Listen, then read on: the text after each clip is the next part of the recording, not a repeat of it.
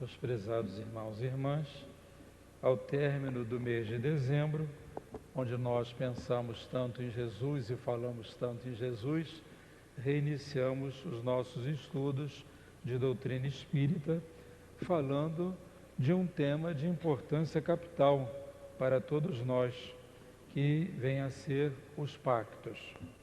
Conforme a pergunta de Kardec, se há alguma coisa de verdade nos pactos, nós obtivemos dos espíritos uma resposta categórica: não há pactos. Mas os espíritos lembram para todos nós: se não há pactos, há porém sintonia entre as pessoas. E nesta hora da sintonia, nós podemos dizer que criamos uma espécie de relação conflituosa ou não com aquelas pessoas com quem nos afinizamos. Aí a gente começa a pensar, geralmente quando fala em pacto, nós pensamos em más pessoas, em maus espíritos, em pessoas infelizes. Mas por que não pensar nos pactos com os bons espíritos? É conhecido de todos aquela história que o Chico conta, que Emmanuel, ao aparecer pela primeira vez, propôs um verdadeiro pacto a ele, que foi o trabalho da difusão doutrinária, da difusão da doutrina espírita através da mediunidade. E ele até passa para o Chico como é que esse fato poderia se dar, como é que isso poderia ocorrer.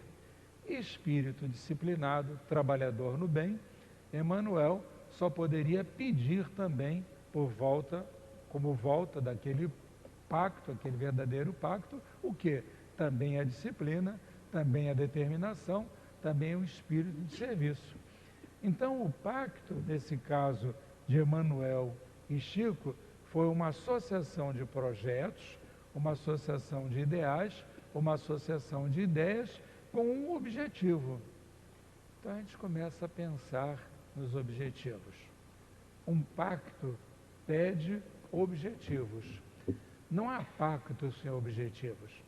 Não há um pacto assim por uma simples associação de ideias. Quando nós nos sintonizamos com uma pessoa num momento de ódio, de raiva, de rancor, a realidade é que é uma simples associação de ideias. A palavra pacto pede um pouco mais de determinação, um pouco mais de firmeza nos projetos, um pouco mais de esforço para realizarmos aquele objetivo. Aquele momento de raiva, aquele momento de dizer assim, vamos fazer, porque é isso mesmo que tem que ser feito, aquilo passa no decorrer do tempo, no decorrer das horas. Já o pacto não. O pacto é um compromisso. Por isso a palavra é tão carregada de ênfase, né? Pacto, quer dizer, como quem diz, há uma associação de ideias. Então, nesse momento de associação de ideias, nós começamos a nos lembrar de que, os Espíritos respondem a Kardec, que há naturezas más que simpatizam com maus espíritos. Então, há uma natureza igual a outra. Então a gente começa a dizer assim, não há pacto de um bom espírito com um mau espírito, que as naturezas não se associariam, elas não teriam capacidade de associar. E quando a gente ouve falar naquelas pessoas que de repente caíram, como acontece com todos nós, né? De repente a gente vai muito bem numa estrada, de repente a gente faz uma bobagem qualquer, então a gente conclui o quê? Que a nossa natureza não era tão boa quanto nós pensávamos que era. Então, nesse momento, nós dizemos assim, gente, quando nós percebemos isso em nós, gente, eu ainda preciso disciplinar mais o meu coração, ainda preciso disciplinar mais o meu espírito, tenho que ter mais firmeza nos meus objetivos. Essa observação da capacidade que temos de pensar mal de alguém, por exemplo, essa é uma associação que nos leva a pensar, meu Deus do céu, eu ainda penso mal de alguém. a violência, né? A violência é uma outra coisa, né? De repente alguém nos faz alguma coisa e sobe aquele calor por cima, por dentro da gente, que a gente tem vontade de pular no pescoço do outro. Quando aquilo passa, a gente diz, gente, eu sou violento. Eu já pensei que eu fosse totalmente cristão, mas ainda sobe aquela quentura, eu ainda tenho vontade de fazer alguma coisa, ainda tenho vontade de revidar. Sinal de que a nossa natureza ainda não é tão boa quanto a gente pensa. Sejam momentos, não sejam momentos, mas a nossa natureza ainda não é boa. O pacto, ele pede compromisso. Nós já falamos isso aqui há pouco. Como é que é um compromisso?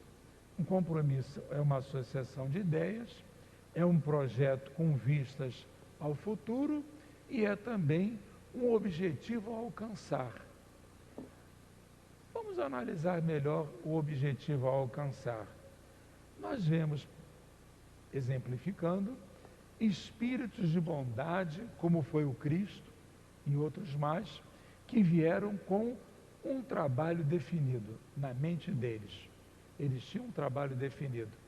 Eles vieram para implantar uma filosofia, trazer uma ideia. Homens que não foram como o Cristo, mas vieram com projetos cientistas, né? Como Thomas Edison, vieram com projetos específicos. Então, eles aprendem esses projetos, eles criam esses projetos no plano espiritual e, ao chegar à Terra, eles começam a trabalhar essa ideia. Aí a gente lembra que Alhures, no Livro dos Espíritos, falando sobre a programação da gente aqui na Terra, os Espíritos respondem a Kardec: quando nós reencarnamos, nós planejamos a nossa vida.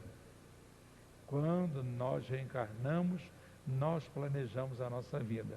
Naturalmente, nas coisas básicas. Então, quando nós nascemos, renascemos, melhor dizendo, nós já viemos com uma programação. Nós criamos uma atmosfera de trabalho dentro de nós.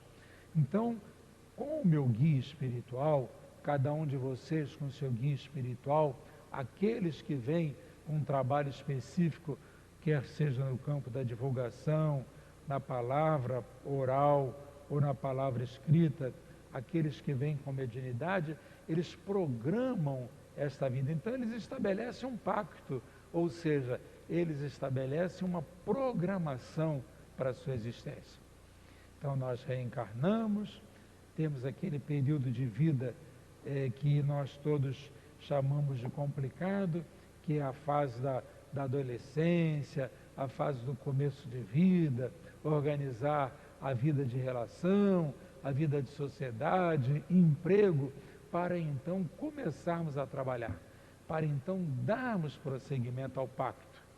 Então, nesse período em que nós estamos estudando, que nós estamos organizando família, que nós estamos planejando a nossa vida, dentro de nós, aquela voz interior fica nos chamando: é preciso fazer isso, é preciso se dedicar àquela tarefa, é preciso ter um trabalho voltado para esse objetivo. Quer dizer, nós ficamos assim com um pouco de confusão. É a vida nos chamando, é o trabalho nos chamando, é a família nos chamando, e dentro da gente aquela voz dizendo: mas não esqueça, mas não deixe de fazer. Por quê? Nós estamos relembrando o pacto com o plano espiritual. Nós estamos relembrando aquele pacto.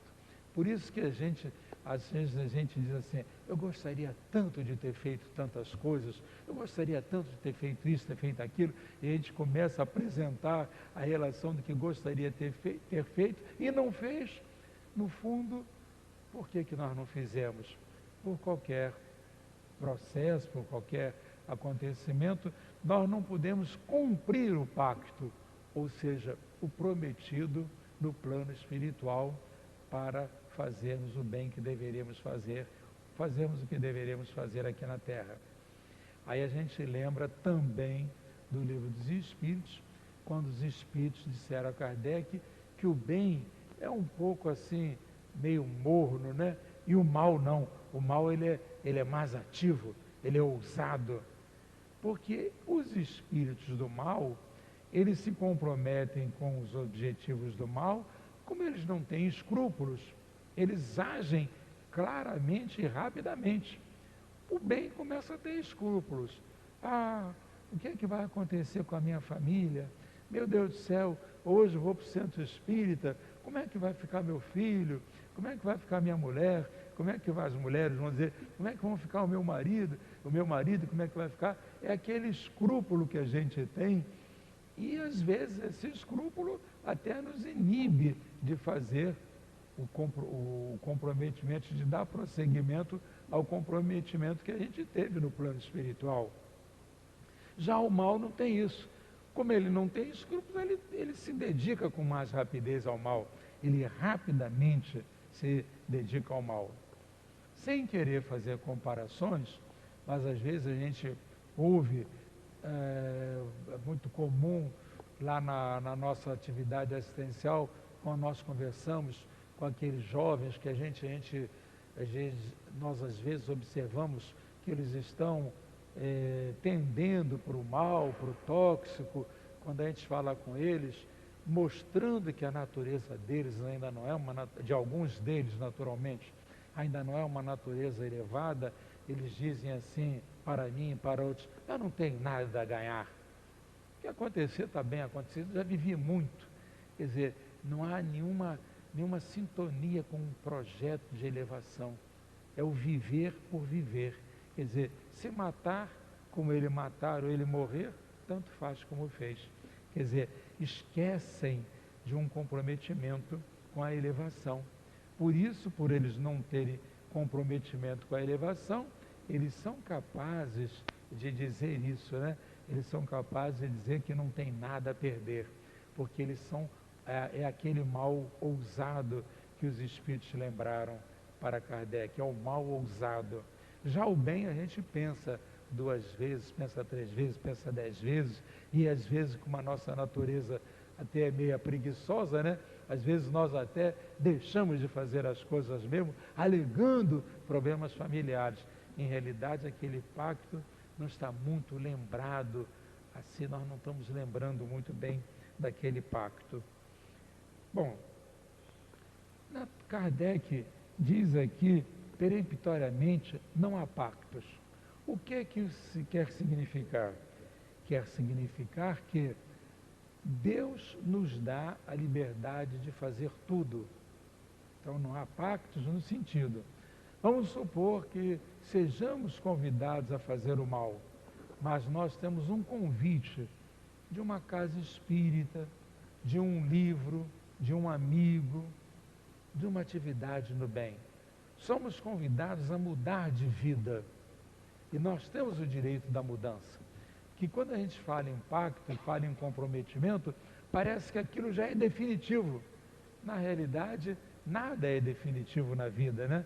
O definitivo é nós sermos bons. Isso é fatal. Isso é o definitivo. Mas nós podemos mudar. Assim como as pessoas às vezes mudam do bem para o mal, elas caem, também o mal pode mudar para o bem.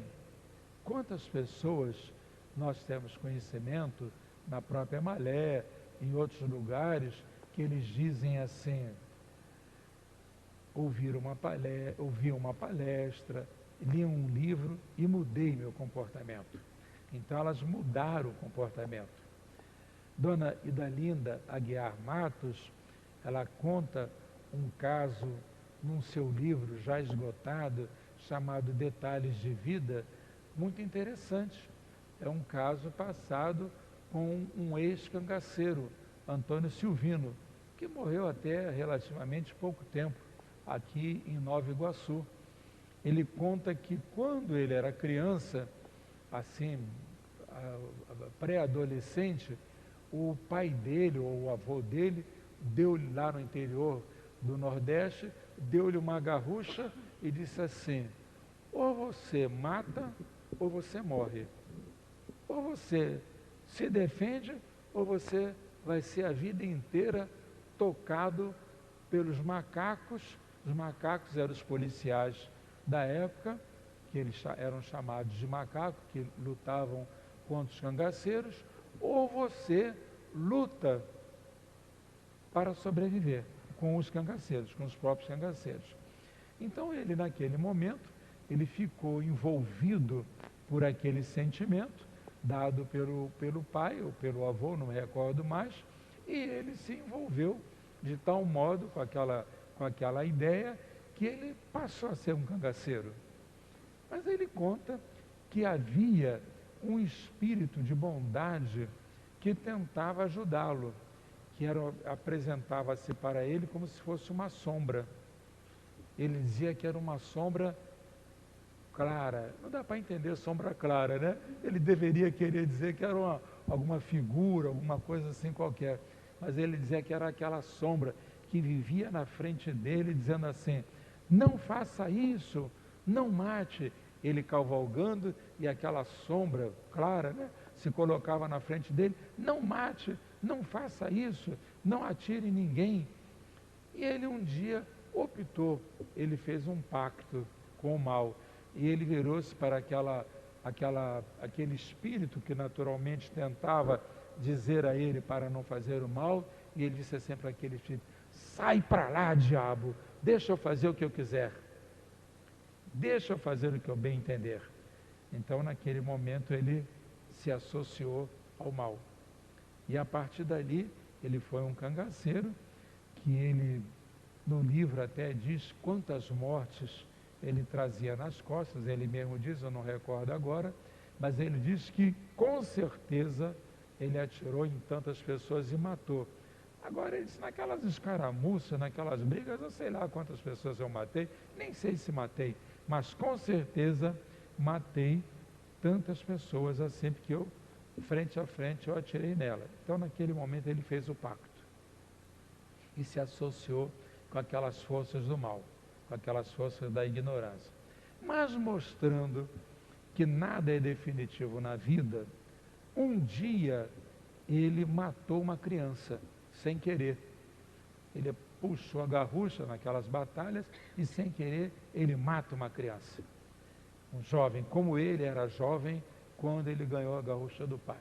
Naquele dia que ele matou a criança, ele sentiu-se comovido e parou. Ele parou e pensou. Ele parou e pensou: o que eu estou fazendo? Aí ele conta que aquela sombra voltou-se para ele novamente. Ele voltou à associação com o bem. Aquela sombra tornou a aparecer para ele, e a partir dali ele deixou de matar, ele foi preso, cumpriu pena na prisão. Ele participou das escolas, na penitenciária das escolas espíritas, que a dona Idalina, em tão boa hora, criou, e naquele momento ele voltou ao pacto com o bem. Então ela conta nesse livro que ele ficou assim, tão chocado com aquela recordação, com aquela morte, que a partir dali ele não gostava nem mais de ouvir barulhos. Então havia momentos em que ele participava, por exemplo, no lugar em que ele vivia, às vezes soltavam fogos de São João, assim, né? E ele dizia assim: parem com esse barulho, não façam tanto barulho, essas bombas me incomodam. Quer dizer, já era o arrependimento, né? Seguido de uma mudança de caráter. Ele voltou à bondade, a ser um espírito como ele era. Quer dizer, ele deixou de se associar ao mal. Quando ele entrou naquela faixa do mal, quando o pai sugeriu que ele ou matasse ou morresse, ele se associou com o mal. Ele fez um pacto com a autodefesa, mas como era um espírito imperfeito, talvez ignorante, ele se associou com o mal. Então naquele momento ele se autodestruiu, né? Durante anos que ele ficou no cangaço. Nós podemos observar com esse exemplo que existem outros pactos. Por exemplo, o pacto, vamos lembrar, da Alemanha hitlerista, o pacto da Alemanha hitlerista com a morte das pessoas que eram consideradas imperfeitas, pelos padrões da sociedade hitlerista, os homossexuais, os débeis mentais, os ciganos, os judeus. Eles fizeram um pacto para acabar com esse tipo de pessoas, que na visão deles eram pessoas imperfeitas. Klaus Barbie foi um homem que foi o chefe da polícia da Alemanha em Lyon, na França. E ele, há poucos anos, ele foi preso por Israel e foi para a França, porque queriam matá-lo, porque ele foi chefe da polícia secreta, lá da polícia secreta, da polícia lá de Lyon. E o interessante é que a defesa dele está calcada justamente no seguinte posicionamento.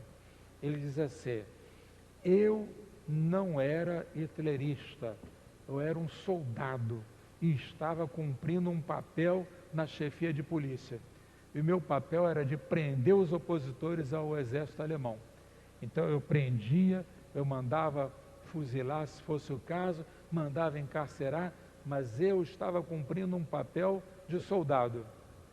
Se vocês quiserem combater a quem deportava os homossexuais, os franceses homossexuais, os judeus franceses, vocês vão lidar com fulano de tal. E ele citava o nome de um general hitlerista. Ele é que era encarregado de cumprir o papel de acabar com a raça de ciganos, homossexuais, loucos e judeus. Eu não tinha nada a ver com isso, eu não prendia ninguém deles, eu só prendia o opositor. Só prendia aquele que atirava bomba em mim e que atirava bomba nos soldados alemães. Olha que conceituação, né, interessante que ele fazia. Então ele se dizia livre e está de tal modo, a coisa fez uma tal confusão na cabeça dos juízes que até hoje está preso há mais de 5 anos, os juízes ainda não conseguiram condená-lo.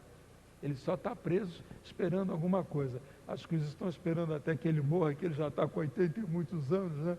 Estão esperando que ele morra para resolver as coisas. Então ele dizia que o pacto dele, em outras palavras, não era contra a sociedade, era contra aqueles homens que o atacavam. Então ele dizia assim, era guerra interna, era guerra contra a guerra. Era o fulano que me atacava, eu atacava ele. E como eu estava no poder, eu os prendia e mandava matar, mas eles também atiravam bomba em mim e matavam os meus soldados. Olha, no fundo era o mal, né? Mas ele tinha conceituação. Então nós vamos entendendo que nós temos o pacto com o mal, que é o caso desse Klaus Barbie, e temos o pacto com as ideias, que era o caso do Eichmann e de outros mais, que iam atrás de prender judeus, ciganos, homossexuais e débeis mentais. Eles então, aqueles homens, se nós pudermos fazer uma classificação, né, de maldades a isso, se a gente puder fazer essa classificação, vamos dizer que esse que fez a busca dos judeus e dos outros mais, eles tinham um tipo de maldade no coração. Era acabar com um tipo de espécie humana, que ele se considerava superior, ele e os hitleristas se consideravam superior àquelas pessoas. Mas não é isso que a gente vê nos policiais que matam bandidos a sangue frio, ou que acabam com a raça dos outros assim a sangue frio? Não é um compromisso com o mal também? Não é um tipo de compromisso com uma limpeza étnica? Acabar com uma coisa étnica, tem que acabar com os fulanos que não representam aquilo que eu represento. E como é que isso se dá? Herculano Pires nos fala sobre isso de um modo muito interessante. Eu já falei aqui sobre essa ideia de Herculano Pires, mas vale repetir, que é uma ideia que vale a pena ser repetida. Ele diz que Hitler e aquele pessoal que estava mais diretamente ligado a ele, ele conseguiu revolver o umbral da Alemanha. Que há uma pergunta, né?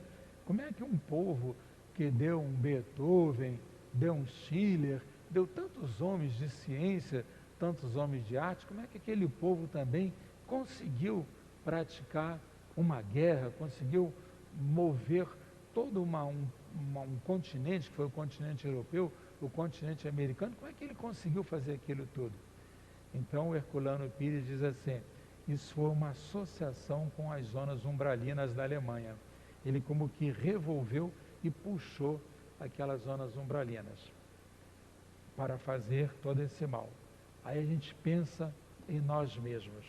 O momento da raiva que a gente tem, não revolver no nosso umbral particular, o momento, sai aquele fogo, aquela vontade de derrubar quem está pela frente, não um umbral particular da gente, não o nosso companheiro ali do nosso lado, que a gente consegue dizer, vem para junto de mim que eu quero acabar com isso, eu quero acabar com o fulano de tal na minha frente.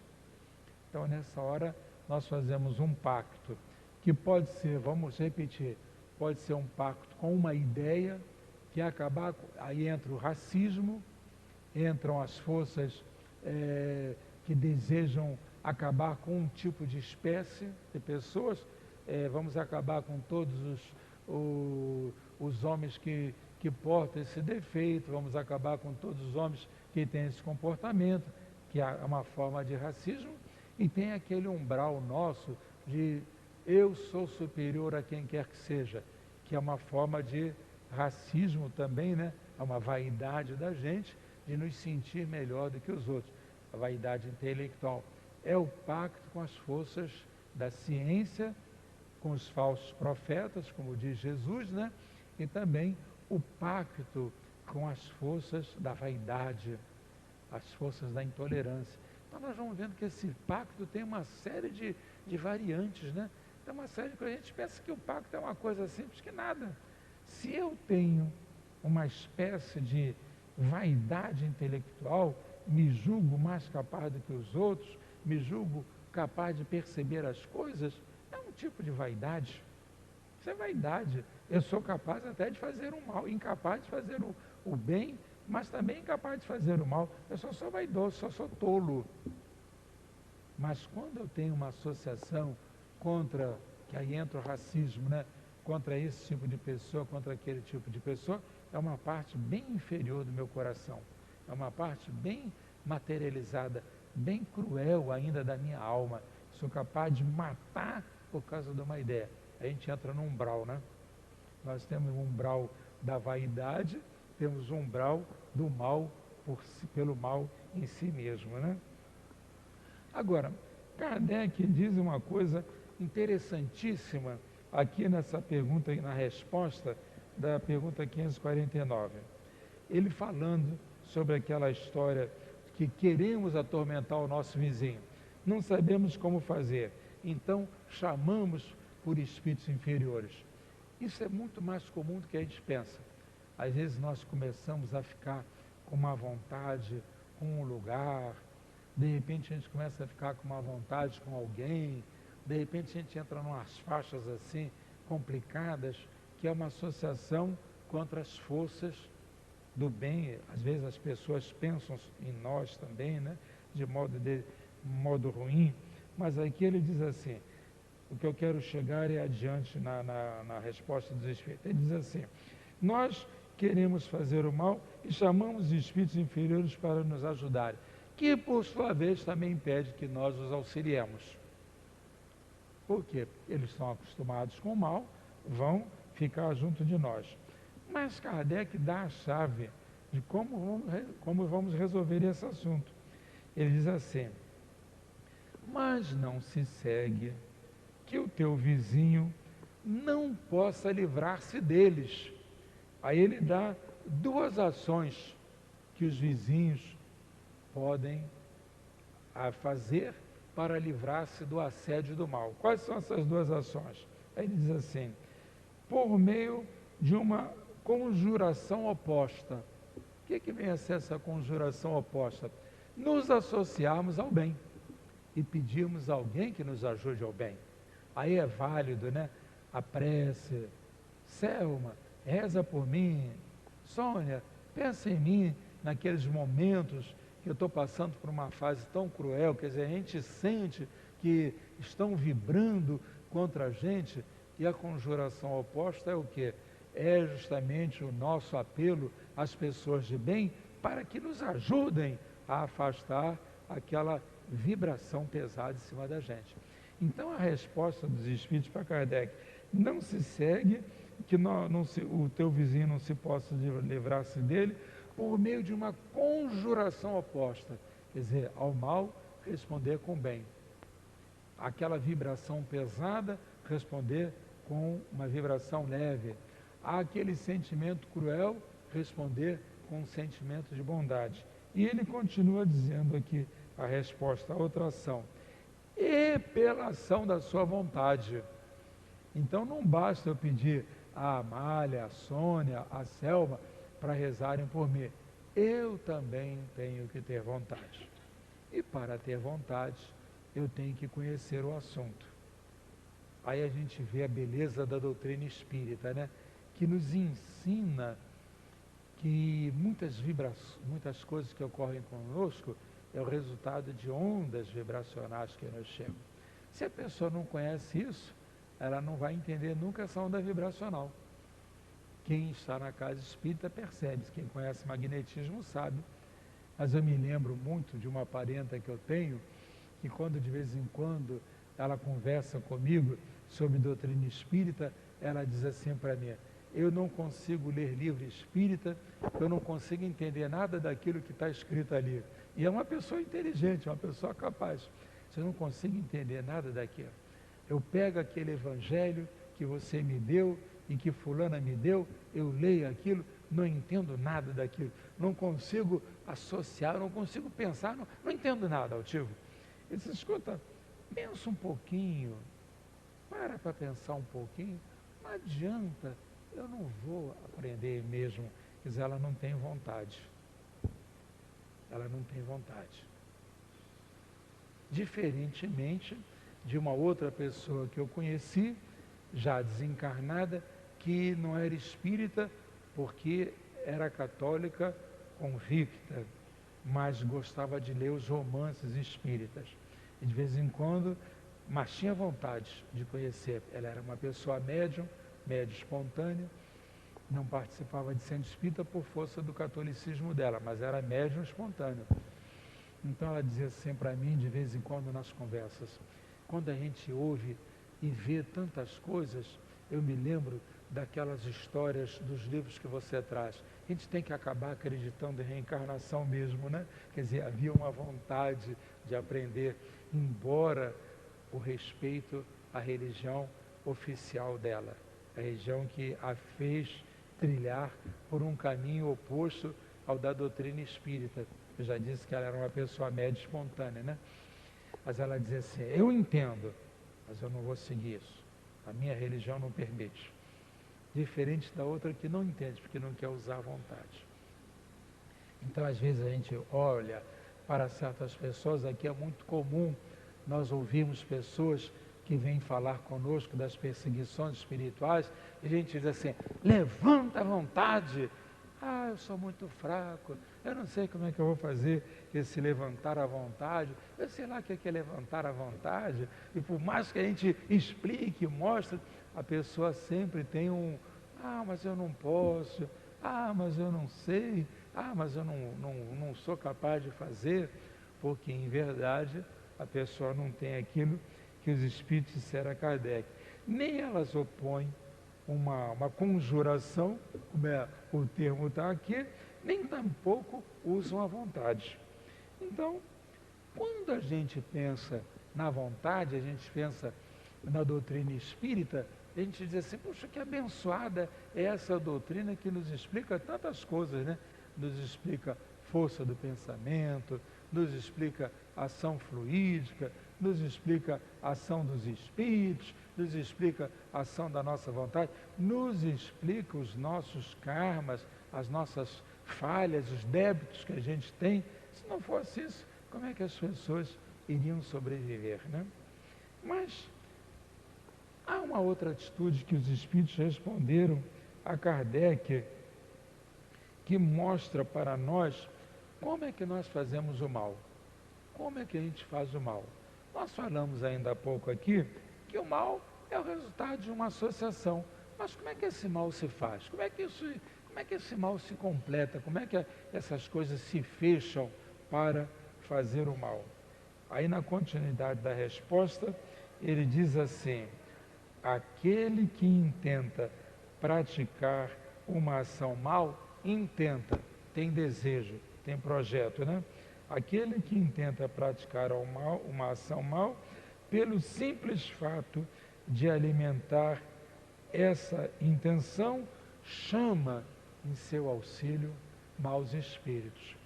Então, existe o sentimento, quer dizer, aquele que tem o sentimento, e por esse desejo, por esse sentimento, ele chama em seu auxílio maus espíritos. Então a gente fica pensando assim, como é que ficam essas vibrações? Como é que ficam esses pensamentos da gente em chamar os maus espíritos? Nós já pensamos assim, como é que fica o pensamento da gente? Nós pensamos no mal porque nós nos habituamos a pensar no mal. Mas a gente pensa no bem porque a gente se habitua a pensar no bem também. Então a gente observa, né, aqueles homens que têm a mente voltada para o bem. Dois fatos interessantes que eu vou contar. Um é espírita, até passado num meio, até vamos chamar assim, fora da doutrina espírita, meio mundano, né? Aquele nosso compositor Tom Jobim, ele uma vez dando uma entrevista, ele disse que ele ficou impressionado com o Frank Sinatra. Ele disse assim: a cabeça daquele homem é uma música, ele só vive com música na cabeça. Então ele conta que o Tom Jobim conta que ele foi uma vez fazer um trabalho junto com o Frank Sinatra, e ele chegou com a música dele, e ele tocou aquela música na hora, e eles dois iriam cantar juntos. Ele tocou aquela música na hora, e o Frank Sinatra pegou o papel, começou a cantarolar, e 5 minutos depois cantou com o Tom Jobim a música em português, só por ter ouvido ele cantar, e ia lendo aquela partitura, aquela coisa em português, só lendo ali. Ele não sabia a música, nunca tinha ouvido a música, e ele disse assim: a cabeça desse homem é uma nota musical. Na entrevista que deu, a cabeça desse homem é uma nota musical. Ele pegou ali na hora, ele nunca viu isso, nunca tinha ouvido aquela música, ele pegou ali na hora, repetiu, consertou, acertou, tornou a corrigir, e na hora, 10 minutos, 5 minutos depois, 10 minutos depois, ele estava cantando aquela música, quase que como eu canto. Quer dizer, a associação da mente dele, né? A ideia dele, um homem desse não iria dar espaço para uma outra coisa. E um outro fato que eu conheço é um fato espírita, é uma pessoa de muita bondade no coração, que eu conheço, que uma vez eu contei um fato corriqueiro na casa espírita, e ela virou-se para mim, na continuidade do comentário, e sem pensar, sem ter muito tempo assim, para pensar no que eu estava, para pensar numa resposta, ela disse assim: puxa vida, mas quanta ignorância, né? Quanta falta de conhecimento. Eu senti naquela hora que ela não disse assim: essa pessoa é má, essa pessoa é perversa. A cabeça dela estava na compreensão. Então a resposta dela também foi uma resposta de compreensão. Quanta falta de conhecimento, né? Quanta ignorância. Aí eu lembrei de mim mesmo, que na hora de, fulano não presta, fulano não sei o quê, quer dizer, a cabeça dela, como vive voltada para o bem, ela só respondeu assim: quanta falta de conhecimento. Quer dizer, a mente dela, aí a gente pensa, né, na mente desses grandes espíritos que têm o pacto com o bem. já fazem o bem naturalmente. Eles não pensam no mal. Qualquer coisa é só uma resposta otimista, é só uma resposta positiva, é só uma resposta instrutiva, é só uma resposta superior.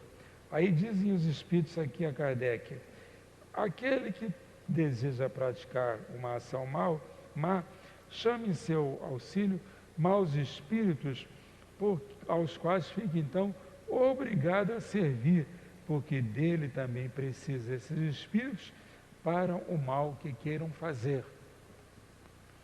E os bons? Nós ficamos obrigados a fazer o bem por obrigação? Como é que fica isso na nossa cabeça? O fato de eu lidar com os bons espíritos me obriga a ser bom?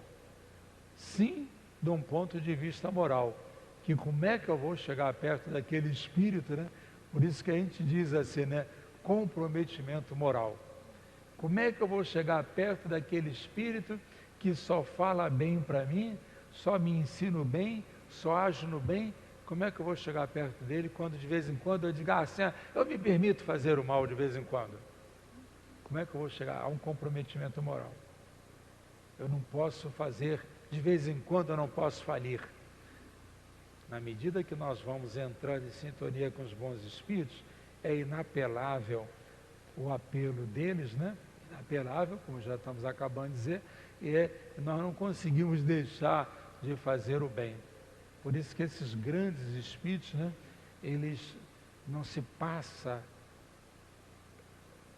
na nossa mente que eles possam fazer o mal. Por quê? Porque eles estão tão acostumados ao bem que eles nunca conseguirão fazer o mal. Há outros tipos de comprometimentos que nós podemos chamar de pactos. Há o pacto com a verdade. Às vezes nós fazemos o pacto com a verdade. Pessoas que às vezes são rudes, até nos falarem, mas elas têm um pacto com a verdade, são verdadeiras acima de tudo. O bem é tão complexo, né, que ele tem tantas variantes, né? O bem é o bem em qualquer lugar. É o bem em qualquer lugar, mas um ponto de vista geral. Mas há variantes do bem. A verdade é uma variante do bem. Nós ainda estamos conquistando valores. A verdade é uma variante do bem. A bondade é uma variante do bem. Mas não adianta só bondade sem verdade. Eu posso ser bonzinho e ser mentiroso, né? A gente não conhece pessoas assim, são bondosas, mas mente descaradamente, para a gente está vendo que está sendo enganado, ou estão tentando nos enganar. São pessoas bondosíssimas. Aí quando dizem, essa pessoa é má, não, mas não é má, não, porque ela fez isso, fez aquilo, quer dizer, na verdade ela está com parte ainda da bondade, né? Ainda não é uma bondade completa, né? Às vezes as pessoas são assim, voltadas para a caridade, mas não são verdadeiras ainda. Então vocês vão vendo que a bondade, ela tem muitas variantes. A bondade tem muitas variantes. Então esse estudo da bondade, né, precisa ser feito por todos nós com o objetivo de entendermos tudo o que se passa em nossa volta, né? E o mal? Será que o mal também tem variantes? Tem. Não tem aquela história do bom ladrão, que aparece lá na cruz, mas ele era ladrão, então ele era bom ladrão? Como é que o negócio é esse? Por que ele foi classificado de bom ladrão? Somente que ele também tinha piedade. Ele era ladrão, não deixava de ser ladrão, mas teve piedade quando viu Jesus na cruz. Poxa, nós merecemos estar, ele não merece. Quer dizer, era incompleta a maldade dele estava mudando também, mas na verdade ele era ladrão. Na verdade ele era um homem e deveria ter sido um ladrão de alto estirpe, né? Para merecer um castigo na cruz, ele deveria ter sido um ladrão daquele, muito mais do que ladrão do que os evangelhos nos apresentam, devia ter mais coisas do que é apresentado ali no evangelho. Muito bem. Para ir fechando o raciocínio, vamos lembrar que quando nós estamos pensando no bem, nós nos associamos, por exemplo, à tarefa espírita. Às vezes, as pessoas mudam para lugares onde não existe possibilidade de fazer uma tarefa espírita. Às vezes mudam para lugares onde não existe um centro espírita. Às vezes as pessoas estão doentes. Às vezes as pessoas estão impossibilitadas mesmo de servir. Então como é que ficam essas pessoas? E o pacto do bem com elas? Como é que fica o pacto do bem com elas? Essas pessoas passam por uma espécie de provação, cuja ação no bem fica restrita, porque elas não podem fazer o bem possível, e o bem passa a ser, o pacto delas passa a ser com a bondade. Então a bondade será exercida na hora que puder ser exercida. Não há uma ação contínua, tão somente na hora que puder ser exercida. Então essa bondade às vezes é feita até mesmo com um parente, com um amigo, com um familiar, com um vizinho. Diferente daquela bondade que a gente faz na casa espírita, né? Que a gente pode ir em bloco para uma favela, pode ir em bloco fazer um trabalho de costura, quer dizer, a gente tem uma bondade em bloco, e às vezes a gente tem uma bondade, um pacto, o nosso pacto existe com o bem, mas a gente não pode fazer o bem. Eu recordo daqui, desse momento, algumas pessoas conheceram um casal de americanos que passou alguns meses aqui conosco, aprendendo a trabalhar o passe de cura. E eles passaram aqui muito tempo, e eles não eram espíritas, mas aprenderam que no espiritismo, ele era portador da mediunidade de cura, o marido era portador da mediunidade de cura, e ele aprendeu que no espiritismo, com o espiritismo, aliás, que não se cobra pelo passe. E ele ficou com o seguinte problema de consciência: como é que eu vou trabalhar no passe de cura no meu país quando tudo é pago? E ele telefonou para mim várias vezes, escreveu algumas vezes, todas as vezes que era possível, ele disse assim: mas Altivo, ninguém aceita que eu dê um passe se não pagar. Como é que eu vou fazer essa história? Então ele ficou com um problema de consciência, e ele próprio resolveu o problema de consciência dele, até porque ele dizia que não permitiam que ele trabalhasse assim no passe, lá na cidade que ele estava. Ele tinha medo de ser confundido com pessoas que estivessem enganando o povo, né? Então ele resolveu a coisa de uma maneira muito simples. Ele foi ser fisioterapeuta. Aí ele disse assim para mim: é um trabalho que eu tenho, estou ganhando como fisioterapeuta e estou jogando meu fluido. As pessoas pensam que eu sou um bom fisioterapeuta, elas não sabem que eu sou fisioterapeuta e médium também. Então aí ele disse assim para mim: e como é que eu fico? Eu estou ganhando dinheiro ou não estou ganhando dinheiro? Estou incorrendo contra a lei de Deus. Você diz: ah, meu filho, você está complicando muito a minha vida. Vai cobrando que você tem que sobreviver, deixa isso para lá. Você não está dando passo, você está fazendo fisioterapia. Fica querendo complicar muito a vida não, senão daqui a pouco você vai ficar cheio de filigranas e não vai chegar a lugar algum. Mas o interessante, como é que ele colocou a mente dele: como é que eu faço agora, Altivo? Eu aprendi aí com vocês na doutrina espírita que a gente não pode cobrar nada. Como é que eu faço? Vejam vocês como é que a gente se associa, faz o pacto, né, com os bons espíritos, e que a gente não consegue fugir disso. Ainda na faixa dos bons espíritos, a gente lembra o pacto que a humanidade tem com Jesus.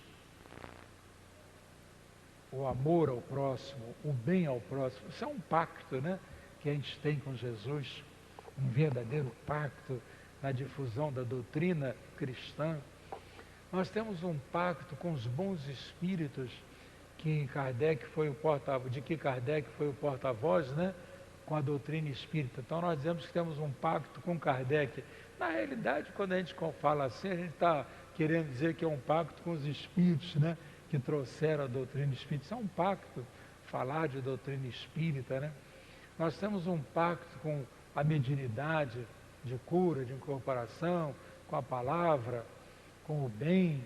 Então nós temos muitos pactos e também, lembrando de pactos, temos um pacto com o horário, né?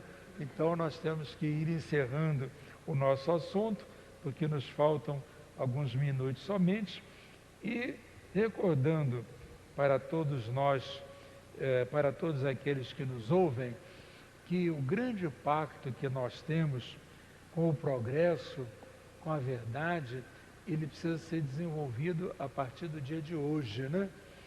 A gente não vai ficar esperando condições especiais para desenvolver essa ligação com os grandes espíritos. Isso é um trabalho para agora, é um trabalho para o dia de hoje, é um trabalho para esse momento. Então que Deus nos abençoe, nos ajude, nos dê um ano de muitas realizações, que nós façamos um pacto com o bem e com a verdade. Muita paz, meus irmãos.